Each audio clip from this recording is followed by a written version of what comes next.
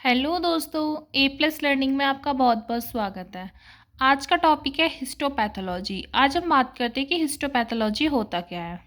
ठीक है, तो हिस्टोपैथोलॉजी जो है वो है ब्रांच है पैथोलॉजी की। ठीक है, जिसमें हम स्टडी करते हैं डिसीज़ के बारे में और एग्जामिन करते हैं टिश्यू को अंडर द माइक्रोस्कोप के अंडर। ठीक है, आई होप ये लाइन समझ में आ गई होगी। तो इसमें क्या करते हैं, मैं इजी लैंग्वेज में बताती हूँ। इस प्रोसेस में स्मॉल पीस होता है टिश्यू का। ठीक है, वो हम कैसे लेते हैं, बायोप्सी से लेते हैं सर्जिकल स्पेसिमेन। ठीक है, कलेक्ट करते हैं, फिर प्रोसीड करते हैं, स्टेन करते हैं और फिर ऑब्जर्व करते हैं पैथोलॉजिस्ट की, मतलब उसमें एबनॉर्मल चेंजेस तो नहीं है या फिर एबनॉर्मल कुछ है तो नहीं, तो वो डायग्नोज होता है। ठीक है, ये तो हो गया नॉर्मली कि मोटा मोटा हमने देख लिया कि कैसे क्या होता है। अब देखते हैं ठीक से कि किस तरीके से प्रोसेस होता है, किस तरीके से हम करते हैं। ठीक है, हिस्टोपैथोलॉजी ब्रांच है पैथोलॉजी की, जिसमें स्टडी करते हैं हम डिसीज़ के बारे में, एग्जामिन करते हैं टिश्यू अंडर द माइक्रोस्कोप। जो वही बात है जो मैंने अभी बोली है। In this process a small piece of tissue biopsy करते हैं surgical specimen et cetera is collected proceed stain and observe by a pathologist to identify the abnormal changes in the cell and tissue. कोई abnormal changes तो नहीं है sales या tissue में। ठीक है, अब हिस्टोपैथोलॉजी हेल्प्स किस में करता है। ठीक है, अब क्या हेल्प करता है हिस्टोपैथोलॉजी, जरूरत क्या है हमें। हिस्टो मतलब टिश्यू, अब हिस्टो का मतलब स्टडी ऑफ टिश्यू। ठीक है, पैथोलॉजी डिसीज के बारे में। ठीक है, तो हिस्टोपैथोलॉजी क्या हेल्प करता है डायग्नोज करने में डिसीज को। कैसी डिसीज को, कैंसर, इन्फेक्शन या फिर इन्फ्लेमेशन। ठीक है, फिर determine disease stage and severity. फिर पहली बात तो क्या हुआ कि डायग्नोज कर दिया डिसीज़ को कि कौन सी डिसीज़ है। सेकंड थिंग डिटरमाइन करता है कि स्टेज क्या है डिसीज़ की, कितना टाइम हो गया है स्टेज। ठीक है, फिर प्लानिंग एप्रोप्रिएट ट्रीटमेंट। फिर उसके बाद में डायग्नोज होने के बाद में तो हम ट्रीटमेंट की प्लानिंग करते कि कैसे ट्रीटमेंट होगा, क्योंकि हमें पता चल जाता है कि कितना टाइम हो गया है डिसीज़ को होते हुए, या कि सीवियर है या फिर अभी एक्यूट है। ठीक है, मॉनिटरिंग करते हैं ट्रीटमेंट को, रिस्पॉन्स मिलता है। ठीक है, अब स्टेप्स क्या होते हैं हिस्टोपैथोलॉजी की। स्टेप्स इन हिस्टोपैथोलॉजी, सबसे पहले टिश्यू कलेक्शन हो जाता है। ठीक है, बायोप्सी या सर्जरी से। अब दो वर्ड आते हैं, बायोप्सी एक ओटोस्पी। बायोप्सी मतलब लिविंग ऑर्गेनिज्म के पार्ट से होती है। ठीक है, ओटोस्पी होता है जो डेड ह्यूमन बीइंग होते हैं ना, डेड से कोई टिश्यू की प्रोसेसिंग होती है।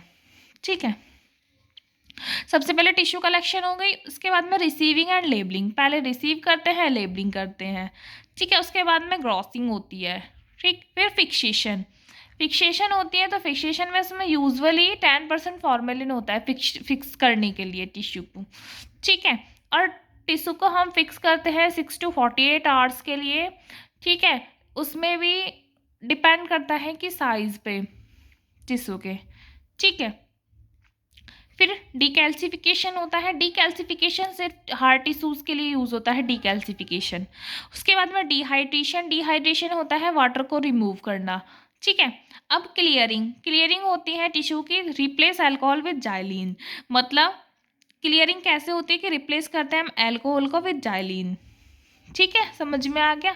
उसके बाद में इम्प्रेग्नेशन होती है। फिर इम्बेंडिंग होती है पैराफिन वैक्स से। ठीक है, अब सेक्शन कटिंग होते हैं माइक्रोटोम की हेल्प से। ठीक है, 3 से 5 थिन होना चाहिए। ये है माइक्रो एम्पियर। ठीक है, माइक्रोमीटर। ठीक है, 3 से 5 बहुत ही थिन टाइप का कटिंग होती है। ठीक है, स्टेनिंग होती है। फिर कॉमनली यूज़ होती है इसमें HNE, शॉर्ट में बोलते हैं।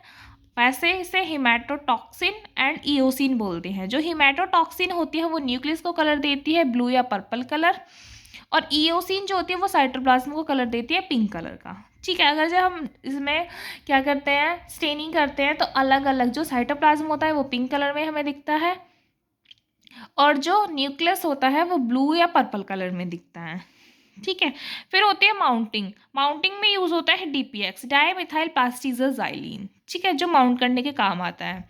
फिर उसके बाद में होती है माइक्रोस्कोपी। ये है स्टेप्स हिस्टोपैथोलॉजी के। अब आगे देखते हैं।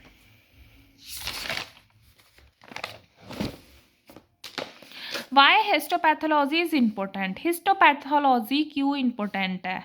ठीक है। अब क्वेश्चन तो आता है, हमने पढ़ तो लिया कि हिस्टोपैथोलॉजी पढ़नी है, देखना है क्या होता है क्या नहीं होता। अब ये क्वेश्चन भी तो आता है दिमाग में कि इम्पोर्टेंट क्यों है। ठीक है।